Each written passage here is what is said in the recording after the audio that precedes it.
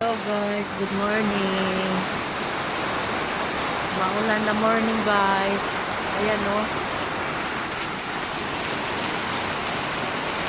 Gaya ng dati. Natanggong pa rin ako dito guys. Hindi pa ako nakapag-apply ng trabaho. Sobrang lakas ng ulan. Hindi makapunta ng agency.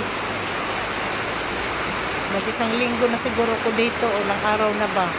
Galing probinsya guys. Ito. Hindi ako makapunta ng agency pag-apply ng trabaho. Nahihirapan ako kasi may mga estudyante ako, may pasyente pa ako na operahan. Wala akong pera maipadala na para doon. Ayan guys, paano ko makapunta doon sa agency? Hindi ako makapag-apply ng trabaho nito.